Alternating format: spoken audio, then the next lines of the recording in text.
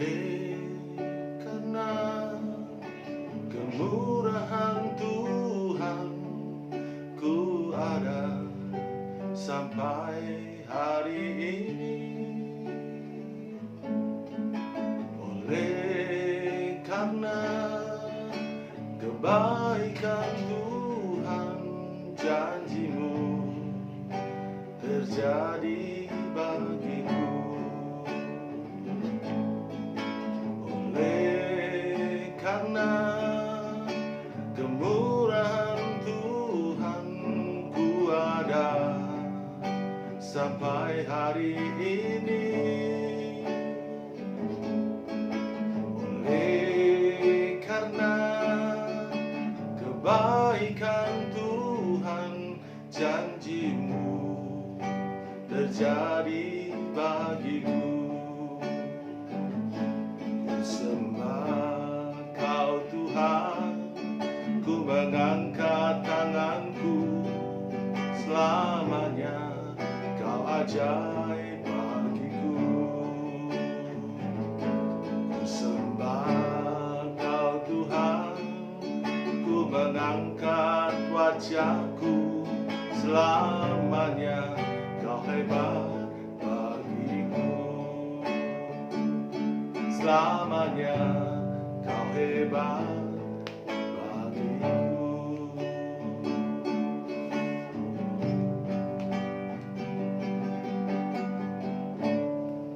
Shalom Bapak Ibu saudara kasih dalam Tuhan. Kita berjumpa kembali dan kita mengucap syukur buat kebaikan Tuhan, kemurahan Tuhan, sebagaimana kita ada sampai sekarang ini. Bapak Ibu saudara kasih dalam Tuhan, kita berjumpa dalam acara di bulan Juni, Bapak Ibu saudaraku, di mana kita memasuki minggu pertama dan kita terus berdoa supaya di tengah masa pandemi ini Tuhan senantiasa memberikan kekuatan, Tuhan senantiasa memberikan jalan keluar bagi setiap kita, sehingga kita boleh menjadi pribadi-pribadi yang tangguh di dalam masa pandemi ini. Nah, saudaraku kasih dalam Tuhan, kita akan merenungkan sedikit bahwa tidak bisa dipungkiri bahwa hari-hari ini adalah hari-hari yang sedang mengalami sebuah krisis, Bapak Ibu saudaraku. Krisis yang terjadi di mana-mana karena pandemi corona. Olehnya sekali lagi firman Tuhan pagi hari ini mengajak untuk kita, saudaraku, menjadi pribadi yang tangguh di dalam Tuhan. Menjadi pribadi yang sanggup untuk melalui segala hal, cobaan, melalui hal-hal, tantangan-tantangan yang sedang terjadi sekarang ini. Oleh karena itu, mari siapkan hati kita. Kita akan merenungkan sedikit firman Tuhan. Tema hari ini adalah menjadi pribadi yang tangguh di masa pandemi. Kita akan berdoa, Bapak Ibu saudaraku kasih dalam Tuhan. Terima kasih Tuhan Yesus buat segala kemurahan-Mu. Kami terus berkata Engkau baik, Engkau Allah yang luar biasa. Kami mengucap syukur kalau di bulan yang baru di Juni ini, di hari yang pertama, minggu pertama ini kami boleh ada sebagaimana kami ada, semua karena kemurahan Tuhan. Olehnya Tuhan, sebelum kami mendengar lebih jauh berita firman-Mu, Tuhan kiranya memberkati kami semuanya, baik yang menyampaikan, demikian juga yang mendengar, semuanya diberkati Tuhan. Terima kasih, mari sampaikan isi hati-Mu ya Tuhan, lewat kebenaran firman Tuhan pada saat ini. Dalam nama Tuhan Yesus Kristus, kami berdoa dan mengucap syukur. Haleluya. Yang siap sama katakan amin. Nah, sekali lagi Bapak Ibu saudaraku, di tengah pandemi yang luar biasa ini, saudaraku, kita sedang diuji, kita sedang merasakan satu tekanan yang luar biasa. Di mana-mana Bapak Ibu saudaraku, ya, bahkan di kota, di bangsa-bangsa lain sedang mengalami sebuah krisis. Tidak ada yang tahu kapan krisis ini akan berakhir. bukan hanya krisis di kesehatan kemarin, tetapi saudaraku sudah merambat ke dalam bidang-bidang yang lain. Termasuk nantinya bidang ekonomi akan mengalami krisis. Dunia sedang mengalami krisis. Tetapi kita harus teguh, dan firman Tuhan pada hari ini mengingatkan supaya kita menjadi pribadi-pribadi yang tangguh di masa pandemi ini. Nah, bagaimana Bapak Ibu Saudaraku supaya kita boleh menjadi pribadi yang tangguh di masa pandemi ini, supaya kita keluar sebagai pemenang, supaya kita boleh melihat pertolongan Tuhan, melihat belas kasihan Tuhan di tengah kesulitan yang ada. Bapak Ibu Saudaraku, hari ini kita akan belajar lewat satu pribadi anak muda, ya, dari sejak usia 17 tahun, di mana Tuhan izinkan dia diproses demikian rupa selama hampir 14 tahun, Bapak Ibu Saudaraku, dalam proses yang berganti-ganti. Nah, kalau Bapak Ibu Saudaraku bisa melihat dari Kejadian pasal yang ke-37 sampai pasal yang ke-50, ada 14 pasal di dalamnya. Maka orang muda ini, saudaraku, diceritakan di dalamnya. Dia tidak lain adalah Yusuf, saudaraku. Dan kita tahu seluruh ceritanya, Yusuf adalah salah satu anak dari Israel atau Yakub. Dia, saudaraku, adalah anak dari Rahel, saudaraku. Dan saudaranya juga kita tahu dia Benyamin, saudaraku. Nah, saudaraku kasih dalam Tuhan, ada sebuah keunikan dari pribadi Yusuf, sehingga Alkitab mencatat, saudaraku, sepanjang 14 pasal. Ini membuktikan bahwa Yusuf adalah seorang yang spesial, salah satu orang spesial, dan kita mau belajar di dalamnya bahwa dia hidup dalam masa-masa yang sulit. Meskipun ayahnya Israel sangat mengasihi dia, meskipun Israel memberikan jubah yang baik di antara saudaranya, saudaraku, tetapi sekali lagi di dalam pelajaran ini kita boleh melihat, di dalam Tuhan, Bapak Ibu Saudaraku, ya, meskipun kita ada dalam Tuhan, tetapi kesulitan-kesulitan itu tetap Tuhan izinkan dalam kehidupan kita. Nah, sama, saudaraku, kita belajar dari Yusuf sekali lagi. Ya, Alkitab mencatat dari pasal 37 kitab Kejadian, Yusuf diproses sedemikian rupa. Ya, dia punya 11 ya saudara, saudaraku. Ya, satu di antaranya adalah Benyamin yang pada waktu masa itu belum lahir. Ya, Yakub punya 12 anak, saudaraku, tetapi pada masa proses yang ada, saudaraku, baru 11. Nah, saudaraku, kita bisa melihat peristiwa ini, dan saya berharap bahwa Ibu kita diberkati lewat pelajaran tentang Yusuf. Menjadi pribadi yang tangguh, ya, menjadi pribadi yang tidak cengeng, menjadi pribadi yang tetap punya integritas, mempunyai pribadi yang tetap mengandalkan Tuhan. Nah, saudaraku, kita belajar dari Yusuf. Dan saudaraku, diketahui dalam pasal yang ke-37 dikatakan demikian. Adapun Yakub, ia diam di negeri penumpangan ayahnya, yakni di tanah Kanaan. Inilah riwayat keturunan Yakub. Yusuf tak kalah berumur 17 tahun, jadi masih sangat muda, biasa mengembalakan kambing domba bersama-sama dengan saudara-saudaranya, anak-anak Bilhal dan Silva, kedua istri ayahnya. Dan Yusuf menyampaikan kepada ayahnya kabar tentang kejahatan saudara-saudaranya, dan seterusnya, saudaraku. Saudaraku, dari usia 17 tahun, Alkitab mencatatkan bahwa anak muda ini, saudaraku, dia sudah melakukan aktivitas, dia sudah bekerja.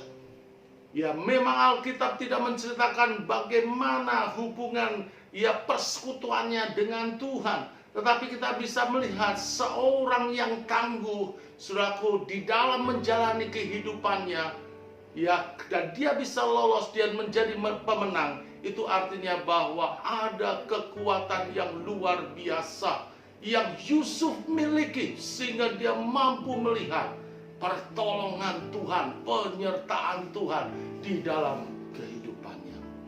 Saudaraku, kalau kita loncat dari ayat-ayat berikutnya, saudaraku, Yusuf dituduh sebagai pemimpi, ya, seorang yang punya banyak mimpi, saudaraku, oleh orang tuanya, oleh saudara-saudaranya. Oleh karena itu saudara-saudaranya benci kepada Yusuf.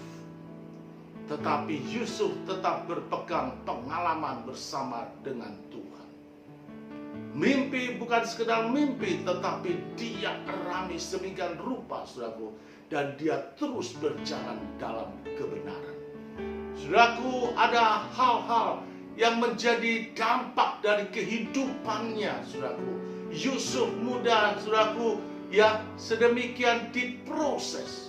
Kalau kita boleh membaca pasal demi pasal, Bapak Ibu saudaraku, maka proses pertama, saudaraku, karena saudaranya tidak senang, maka saudaraku dia dijual kepada pedagang saudagar dari Midian. Kemudian pedagang Midian menjualnya kepada Potifar di Mesir. Saudaraku, ada satu proses seorang anak muda, ya, sedemikian rupa, saudaraku, dijadikan budak. Ya, harusnya dia menikmati kemewahan, menikmati hal-hal yang enak, saudaraku, bersama orang tuanya.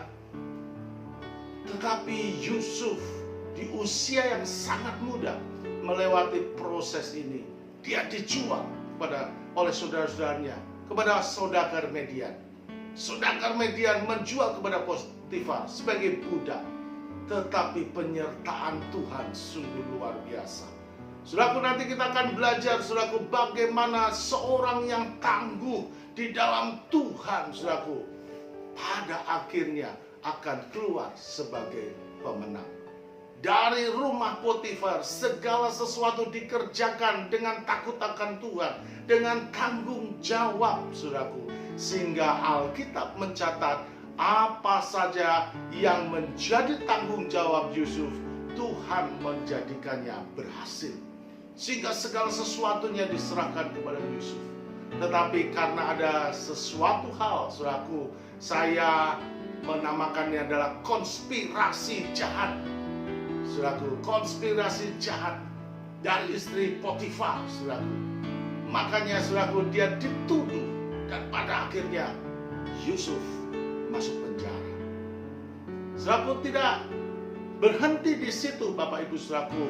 Ya, tidak berhenti pada satu skala itu. Pada akhirnya, saudaraku, ada satu proses yang panjang di dalam penjara. Saudara bayangkan, penjara bukanlah satu tempat pilihan yang enak. Ya, penjara bukanlah satu tempat kita bisa bebas. Ya, penjara bukan sesuatu tempat di mana seseorang bisa melakukan seenaknya. Selalu ada pembatasan-pembatasan, ya, dalam kehidupan Yusuf. Tetapi kita belajar Yusuf tekun di dalamnya. Yusuf tetap mengerjakan, saudaraku, apa yang menjadi tugasnya. Dia tetap punya satu sikap yang manis. Sehingga Alkitab berkata kepala penjara juga mengasihi dia. Dan segala pekerjaan yang ada, saudaraku, dilimpahkan kepada Yusuf. Yusuf menjadi seorang yang luar biasa. Di tengah kesulitan, di tengah segala hal keterbatasan, Yusuf tetap menunjukkan seorang yang punya pribadi yang tangguh, baik di hadapan manusia, demikian juga di hadapan Tuhan. Saudaraku, kemudian kita diceritakan bahwa di dalam penjara, saudaraku, pada akhirnya Yusuf berjumpa dengan pegawai-pegawai Firaun, ya, juru minum dan juru makan, saudaraku, ya. Dan saudaraku kasih dalam Tuhan, di sanalah Yusuf mengalami sebuah proses di mana dia memberikan tetap hal yang terbaik. Dia tetap memberikan wawasan, dia tetap mengungkapkan mimpi-mimpi yang ditanyakan kepadanya. Dan saudaraku, pada akhirnya, saudaraku, ya, kepala juru minuman boleh keluar dari penjara dan kembali kepada pekerjaannya, kepada Firaun, saudaraku. Ya, tetapi apa yang dipesankan Yusuf? Jangan lupakan aku ketika engkau kembali bekerja. Itu dilupakan. Dan saudaraku, kalau kita melihat pasal-pasal berikutnya, tiba saatnya bagaimana Firaun, saudaraku, juga punya mimpi, saudaraku. Tetapi setelah diceritakan kepada pegawai-pegawainya, ahli-ahli nujum, ahli-ahli mimpi, saudaraku, tidak ada seorang pun, saudaraku, yang sanggup mengartikan mimpi Firaun. Maka teringatlah juru minum itu kepada Yusuf, dan dia ceritakan kepada Firaun bahwa ada seorang Ibrani di mana di dalam penjara yang dapat mengartikan mimpi. Saudaraku kasih dalam Tuhan, kita bisa melihat ringkas cerita. Yusuf kemudian dipanggil, Yusuf kemudian didandani, Yusuf kemudian, saudaraku, menghadap Firaun. Dan Alkitab mengatakan, saudaraku, Yusuf menghadap Firaun, saudaraku, ketika usianya 30 tahun. Jadi ada masa yang panjang, Bapak Ibu saudaraku, 13 tahun di mana Yusuf diproses, Bapak Ibu saudaraku. Ya, ada 13 tahun, saudaraku, bayangkan. Nah, saudaraku, kita berharap bahwa hari-hari ini saudaraku tetap kuat meskipun proses itu melelahkan di masa pandemi ini. Tetapi saya berdoa dan terus berharap Bapak Ibu dan kita semuanya boleh tetap kuat dalam Tuhan. Kita tetap punya pengharapan di dalam Tuhan Yesus. Kita yakin percaya orang yang tetap tangguh, orang yang terus berharap, orang yang terus andalkan Tuhan. Waktu Tuhanlah yang membuktikan bahwa kita akan keluar sebagai pemenang. Kita akan bisa berkata, aku tahu sekarang bahwa Allah turut bekerja untuk mendatangkan kebaikan bagi setiap orang yang mengasihinya. Itu boleh terjadi dalam kehidupan saudara dan saya. Saudaraku, pada akhirnya singkat cerita, Yusuf menceritakan tentang mimpi Firaun, saudaraku, ya, bahwa ada 7 masa kelimpahan, ada juga 7 masa kelaparan yang hebat, saudaraku.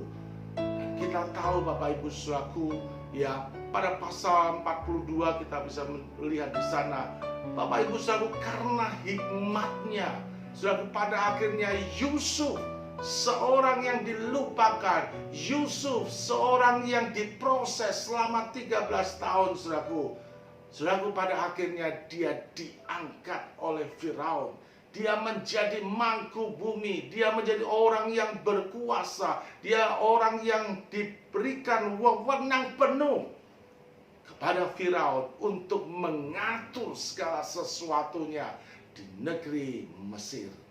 Saudaraku, dari seorang yang tidak ada apa-apanya, karena dia menjadi pribadi yang tetap tangguh di masa-masa yang sukar, pada akhirnya Yusuf diangkat Tuhan menjadi pribadi yang luar biasa.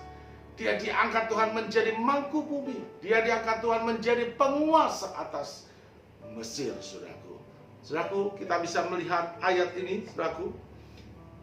Dikatakan pada pasal yang ke-41, Bapak Ibu saudaraku, ayat yang ke-37. Usul itu dipandang baik oleh Firaun, oleh semua pegawainya. Lalu berkatalah Firaun kepada para pegawainya, mungkinkah kita mendapati orang seperti ini, seorang yang penuh dengan roh Allah? Kata Firaun kepada Yusuf, oleh karena Allah telah memberitahukan semua itu kepadamu, tidaklah ada orang yang demikian berakal budi dan bijaksana seperti engkau. Engkaulah menjadi penguasa atas istanaku, dan kepada perintahmu seluruh rakyatku akan taat. Hanya tahta inilah kelebihan daripadaku dibanding kamu. Saudaraku, sesuatu yang hebat. Ya, Yusuf, saudaraku, dibentuk oleh keadaan, dan Tuhan izinkan itu sehingga pada akhirnya dia menjadi pribadi yang tangguh.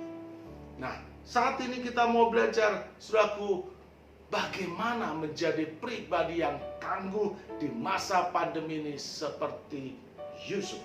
Saudaraku, saya catat di sini yang pertama, Bapak Ibu saudaraku, bahwa Yusuf setia dalam proses hidupnya.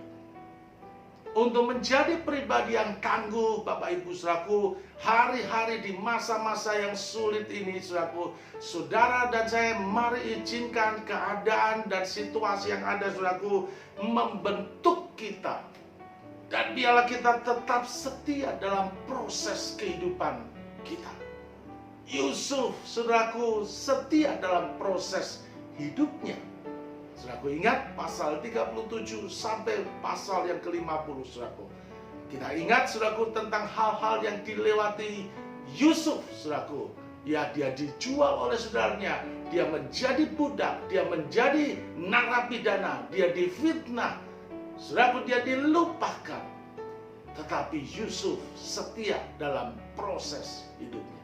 Kalau kita ingin menjadi pribadi yang tangguh di masa pandemi ini, Saudaraku, mari izinkan segala sesuatunya dan minta kekuatan Tuhan supaya kita setia dalam proses kehidupan kita. Kita yakin percaya Tuhan tidak pernah tinggalkan kita.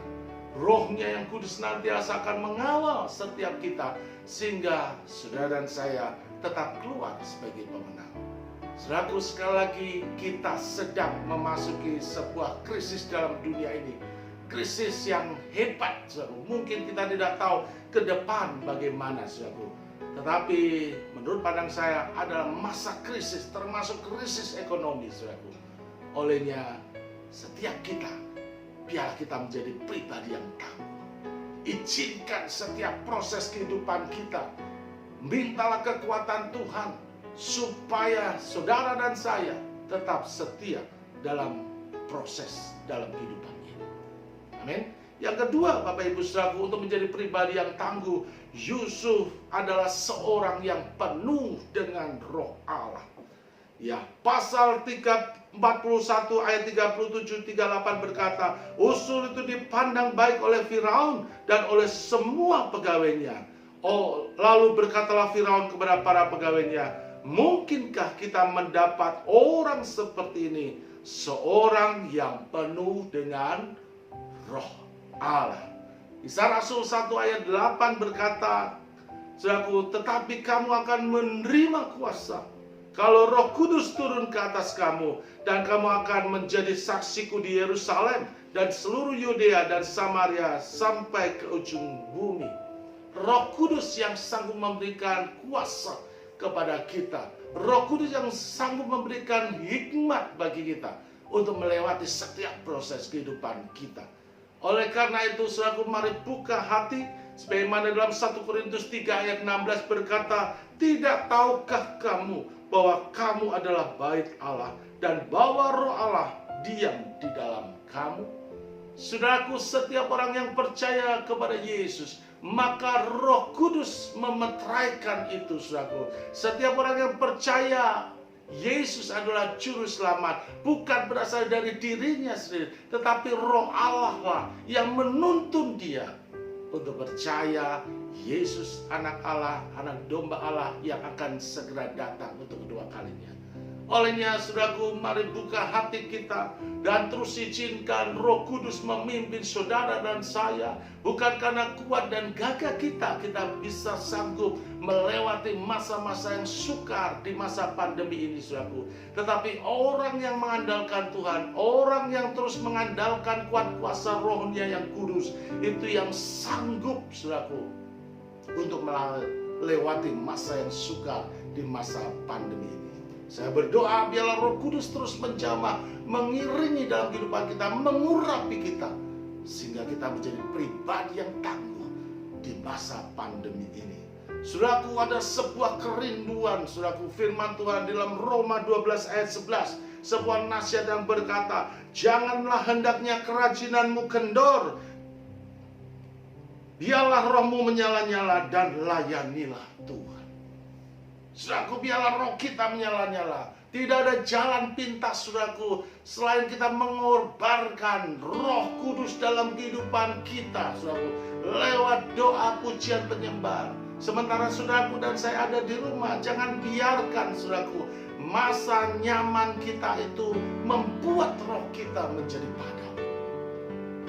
Beberapa hari lalu, saudaraku, kita telah merayakan Hari Pentakosta, pencurahan Roh Kudus. Dan izinkan roh itu terus menyala-nyala dalam kehidupan pribadi saudara dan saya. Amin. Penuh dengan Roh Kudus. Yang ketiga, saudaraku, untuk menjadi pribadi yang tangguh, saudaraku, kita belajar dari Yusuf. Yusuf tetap mempertahankan integritas dirinya di hadapan Tuhan dan manusia. Apakah itu integritas, saudaraku? Apa yang dikatakan, itu yang diperbuatnya. Jadi tidak ada penyimpangan. Banyak orang zaman sekarang, saudaraku, asal ngomong tetapi tidak menepatinya. Mari kita belajar untuk mempunyai pribadi yang punya integritas, baik di hadapan Tuhan, demikian juga di hadapan manusia. Pertama, saudaraku, Yusuf punya integritas, menjaga integritasnya di masa yang sukar. Ya, tidak bersungut-sungut, dia tidak bersungut-sungut, tidak menyalahkan keadaan, tidak menyalahkan Tuhan. Yang kedua, saudaraku, Yusuf menjaga integritasnya dalam kekudusan. Dibuktikan ketika istri Potifar, saudaraku, menggodanya untuk berbuat yang tidak kudus. Maka Yusuf lebih memilih melarikan diri dan pada akhirnya ditangkap dan masuk penjara. Yang ketiga, Yusuf menjaga integritasnya dalam pekerjaan.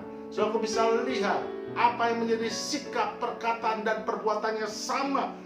Baik di rumah Potifar, di penjara, Yusuf tetap punya tanggung jawab. Dan itu dibuktikan apa yang dikerjakannya semuanya berhasil.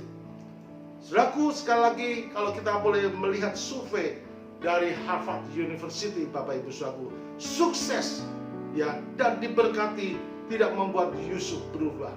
Ya, survei Harvard University berkata bahwa keberhasilan ditentukan oleh 15% dari pengetahuan atau skill dan kecerdasan.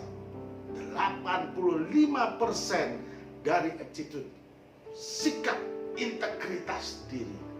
Olehnya memiliki satu sikap integritas diri, saudaraku, baik di hadapan Tuhan maupun di hadapan manusia. Saudaraku, Yusuf menjaga integritasnya di hadapan Tuhan dan manusia. Saudaraku, yang ketiga, saudaraku, kita boleh melihat ini, saudaraku, ini menjadi bagian yang penting supaya dimanapun saudaraku dan berada, saudaraku, untuk menjadi pribadi yang tangguh, saudaraku perlu integritas diri. Jangan tergoyahkan, saudaraku, jangan mudah goyah, saudaraku. Tetapi apa yang diajarkan firman Tuhan, mari kerjakan dengan setia. Sekali lagi, ada 3 hal, saudaraku, kita belajar dari Yusuf. Bagaimana menjadi pribadi yang tangguh, Bapak Ibu Saudaraku. Yang pertama, saudaraku, Yusuf setia dalam proses hidupnya. Yang kedua, saudaraku, Yusuf penuh dengan Roh Allah. Yang ketiga, Bapak Ibu Saudaraku, ya, Yusuf setia dan terus mempertahankan integritas dirinya di hadapan Tuhan dan manusia. Saya berdoa, Bapak Ibu Saudaraku, sebagai anak-anak Tuhan, sebagai gereja Tuhan, di tengah kesulitan yang ada, di masa pandemi ini, saudaraku dan saya menjadi pribadi yang tetap tangguh di dalam Tuhan. Dan kita yakin percaya, saudaraku, sekali lagi, saudaraku bisa belajar dalam Alkitab, saudaraku, dari pasal 37 sampai pasal ke-50, kitab Kejadian. Saudaraku bisa belajar bagaimana Yusuf demikian rupa diproses Tuhan, tetapi dia keluar sebagai pemenang. Diproses keadaan, tetapi dia menang dari semuanya. Tuhan memberkati kita, Bapak Ibu Saudaraku. Dan saya berdoa bahwa setiap kita di masa pandemi ini, saudara dan saya tetap menjadi pribadi yang tangguh di dalam Tuhan. Haleluya. Tuhan Yesus memberkati Bapak Ibu sekalian. Kita akan berdoa, Bapak Ibu Saudaraku. Sebentar kita juga akan masuk dalam perjamuan kudus. Biarlah siapkan hati kita untuk kita boleh bersama-sama mengingat tentang bagaimana Tuhan Yesus juga, saudaraku, dia adalah seorang pribadi yang tangguh. Dia seorang yang setia dalam prosesnya. Dia yang senantiasa setia, saudaraku, dan dia menjadi pribadi yang tangguh, menjadi contoh bagi kita. Saudaraku, dia sudah mengorbankan dirinya di kayu salib. Dan dia boleh mati buat saudara dan saya. Sebentar kita akan mengingat perjamuan Tuhan ini. Siapkan hati kita. Saya rindu kita menyanyikan satu pujian, Bapak Ibu Saudaraku. Sambil saudaraku menyiapkan roti dan anggur yang ada, kita ingat kasih-Nya, ingat kebaikan-Nya yang Tuhan Yesus sudah kerjakan.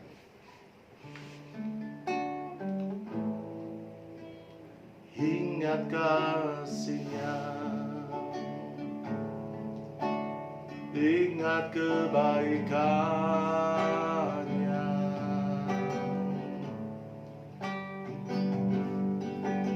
dan anugerah-Nya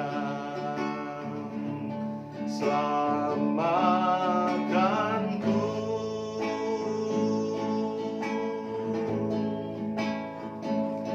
Dan kasih-Nya setinggi langit,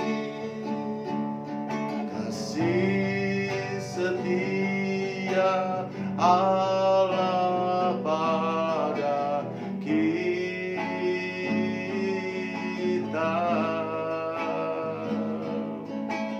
Besar kasih Allah pada kita.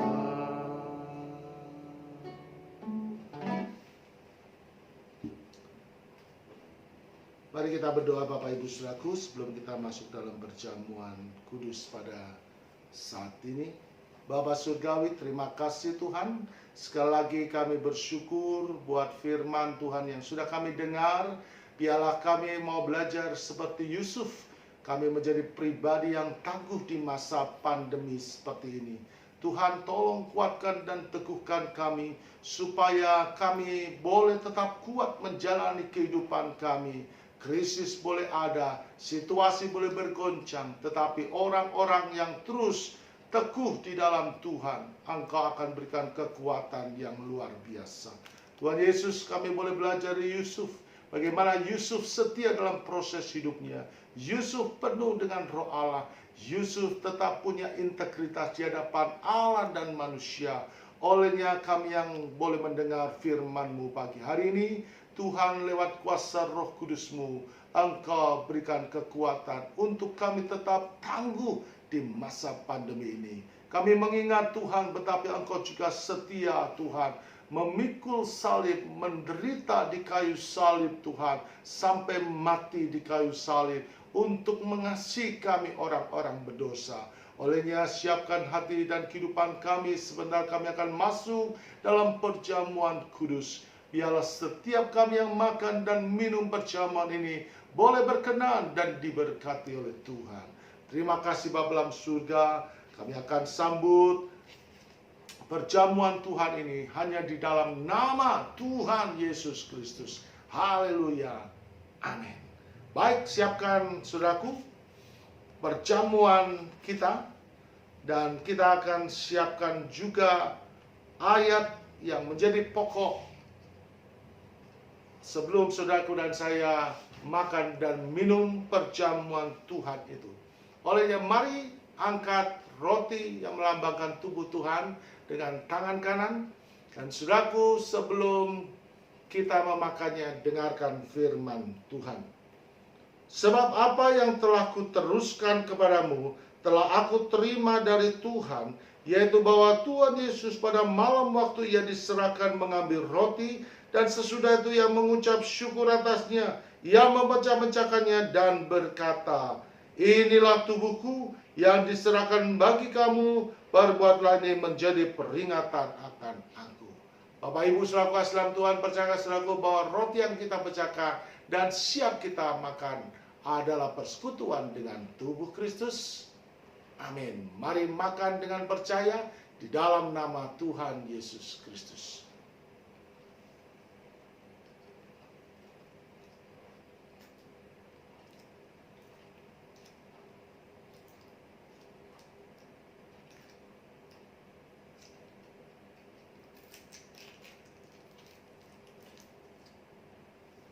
Baik, mari kita angkat anggur yang melambangkan darah Tuhan Yesus. Bapak Ibu saudaraku, sebelum saudaraku meminumnya, dengarkan firman Tuhan. Demikian juga ia mengambil cawan sesudah makan, lalu berkata, "Cawan ini adalah perjanjian baru yang dimeteraikan oleh darahku. Perbuatlah ini setiap kali kamu meminumnya menjadi peringatan akan aku." Bapak Ibu saudaraku dalam Tuhan, percayakan saudaraku bahwa cawan pengucapan syukur yang atasnya kita ucapkan syukur adalah persekutuan dengan darah Kristus. Amin. Mari minum dengan percaya di dalam nama Tuhan Yesus Kristus. Puji Tuhan, Bapak Ibu saudaraku, mari mengucap syukur. Terima kasih Tuhan Yesus, kami boleh mengingat Tuhan, dan kami sudah makan dan minum tubuh dan darah-Mu.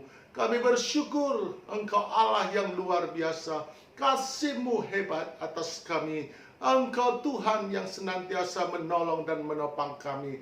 Olehnya kami mengucap syukur Tuhan, kami sudah makan dan minum tubuh dan darah-Mu. Kami bersyukur ada persekutuan yang indah bersama dengan Tuhan. Kami percaya ada berkat rohani, berkat jasmani, berkat perlindungan Tuhan yang senantiasa menyertai kami dari sekarang sampai selama-lamanya.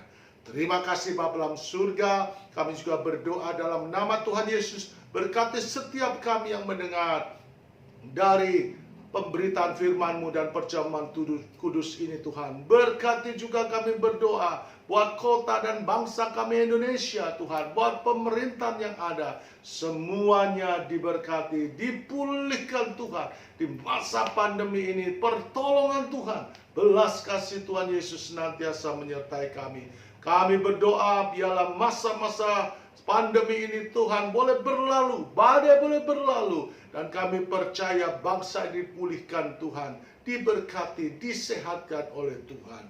Terima kasih, kami bersyukur buat setiap rangkaian ibadah dari awal pertengahan sampai pada akhirnya kami sudah melakukannya. Dan kami berdoa dalam nama Yesus, kiranya berkat kasih setia pertolongan Tuhan menyertai kami dari sekarang sampai selama-lamanya.